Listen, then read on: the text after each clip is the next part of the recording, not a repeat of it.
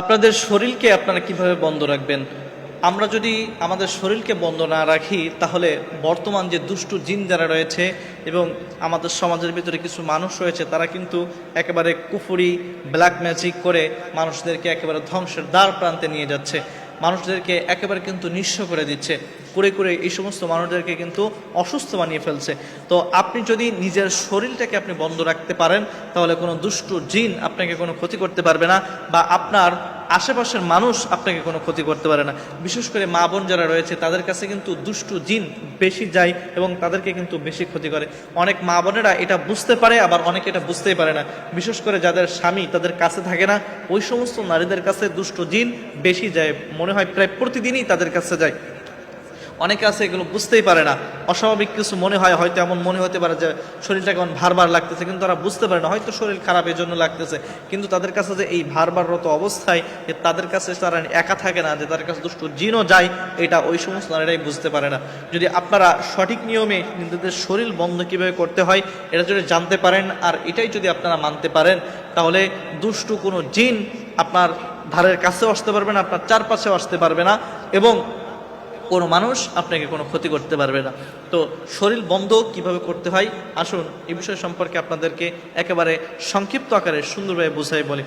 শুরুতে শরীর যেটা বন্ধ করবেন সেটা হলো, আপনারা যখন শুরুতে একটা কাজ করবেন, আপনারা উজুরত অবস্থায় থাকবেন। বিশেষ করে যখন ঘুমাতে যাবেন তার আগে আপনারা শরীরটা বন্ধ করবেন। বাহিরে যখন বের হবেন, বিশেষ করে মা বোনেরা যখন বাহিরে বের হবেন, এই সময় আপনারা শরীরটা বন্ধ করবেন। আর আপনারা কয়েকটা সময় রয়েছে, সেই সময়গুলোতে আপনারা বাহিরে বেরোনো থেকে বিরত থাকবেন, এবং আপনাদের বাচ্চাদেরকে, মহিলাদেরকে ওই সময় আপনারা বাইরে বেরোতে দেবেন না। বিশেষ করে একেবারে ঠিক দুপুরবেলায়, এই ঠিক দুপুরবেলায় আপনারা বাইরে বের হতে দেবেন। এই সময় দুষ্টু দিনের আনাগোনা থাকে বাহিরে, এবং একেবারে সন্ধ্যার সময়, ওই সময় দুষ্টু জিন চলাচল করে। রাত্রেবেলায় তো আসেই, তারা তো রাত্রেবেলায় চলাচলের মেন সময়। তো এই বিশেষ করে সন্ধ্যা এবং ঠিক দুপুরবেলায় এই সময় বাচ্চাদেরকে বাইরে যেতে দেবেন না, এবং আপনারা আপনাদের মা বোনদেরকে বাইরে যেতে দেবেন না।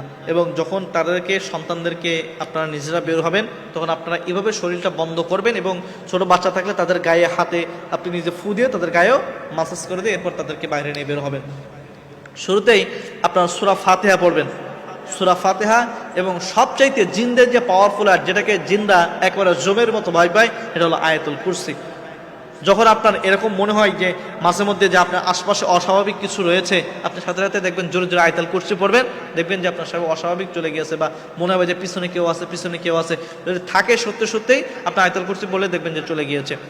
বা যদি আপনি নিজে পড়তে না পারেন, দ্রুত মুখস্থ করে নেবেন, আর যতদিন মুখস্থ করতে না পারেন ততদিন আপনি ফোনের ভিতরে আয়াতুল কুরসি আপনি জোরে বাজিয়ে দেবেন, দেখবেন যে দুষ্টু জিন বা আশেপাশে যদি অস্বাভাবিক কিছু থাকে চলে গিয়েছে। তাহলে কি বললাম, শুরুতে আপনি সূরা ফাতিহা পড়বেন, এরপরে আপনি আয়াতুল কুরসি পড়বেন। আয়াতুল কুরসি পড়ার পরে কোরআনুল কারিমে একটা সূরা আছে, সূরাতুল জিন। এই জিনের 3টা বা 5টা আয়াত, ধরেন 3টা আয়াতই আপনি তেলাওয়াত করলেন। এরপরে আরেকটা যেটা একেবারে শরীর বন্ধর জন্য সবচেয়ে কার্যকর, যেটা 3 কুল, সূরা ইখলাস, সূরা ফালাক এবং সূরা নাস। সূরা ফালাক এবং নাস এটা হলো বেশি কার্যকরী। তাহলে 3 কুল পড়লেন।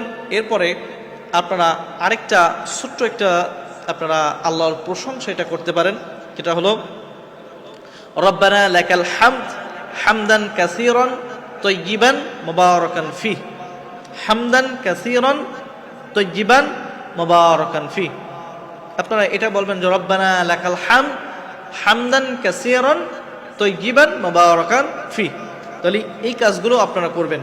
শুরুতেই সূরা ফাতিহা, এরপর আয়াতুল কুরসি, সূরা জিনের 3টা আয়াত, এরপরে 3 কুল, সূরা ইখলাস, সূরা ফালাক, সূরা নাস, এবং আল্লাহর প্রশংসা স্বরূপ আপনারা বলবেন রব্বানা লাকাল হামদ হামদান কাসীরান তাইয়িবান মুবারাকান ফিহ।